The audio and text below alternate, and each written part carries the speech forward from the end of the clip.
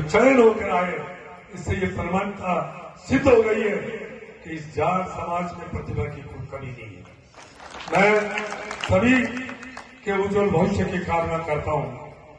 देखिए, जाट समाज एक स्वाभिमानी कौम है, एक खुददार कौम है, जो समय पर दूसरे के लिए भी अपनी जान दे देती है। वो कोई समाज है तो वो जाट समाज है। हम सब गौरवशाली है कि हमें उस छाती में हमने जन्म लिया है। परंतु सभी जाट सरदारों, समय बदल गया है, 21वीं सदी है, हमें भी बदलना है। एक जगह कहा गया, परंतु मैं भाग्यशाली हूं कि मैंने बीच में कॉलेज की पढ़ाई छोड़कर और 1974 में मैंने एक बिजनेस शुरू किया और फिर मैंने देखा और खेती और व्यापार में कितना बड़ा अंतर है। मैं उसको बखूबी देखा और करके भी दिखाया और ईश्वर की कृपा से उसमें भी मैं सफल हुआ।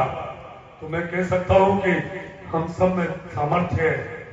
हम जब धरती को चीर कर जब हम सोना पैदा कर सकते हैं तो हम हर कार्य भी हम बखूबी कर सकते हैं, परंतु हम विवेक से करें, समझदारी से करें, किसी चढ़ाई पे चढ़े नहीं। और सबसे बड़ी है, हमें नशा से दूर होना है, हमें नशा से दूर होना है। चिंता बहुत सता रही है, हमारा समाज पुरुषार्थी है, बलशाली है, परंतु ट्रैक को चूक रहा है, गाड़ी पटरी से नीचे उतर रही है।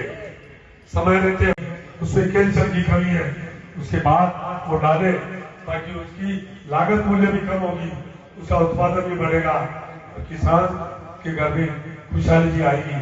इसलिए आज के दिन मैं ये भी, क्योंकि मुझे ये दायित्व मिला हुआ है, मैंने बारीकी से देखा है कि किसान आज बोल के DAP यूरिया डाल रहा है। और मैंने तो यहां तक कहा बहन ज्योति जी कि ये जो सब्सिडी दी जा रही, ताकि जो DAP 3500 रुपए का जो वहां से कटता आता है, जो 1300 कुछ में दे रहे हैं, यूरिया जो 270 में दे रहे हैं, वो वहां 2000 में आता है, सीधे किसान के खाते में जो सब्सिडी है उसे डाल दे।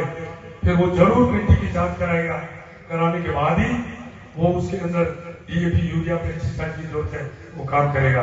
क्यों आज ये मौका है और मुझे ये दायित्व मिला है, तो मैं चाहूंगा, मेरा धर्म बनता है कि आप, क्योंकि आप अन्नदाता हो, इसलिए इसमें भी हमें देखने की जरूरत है।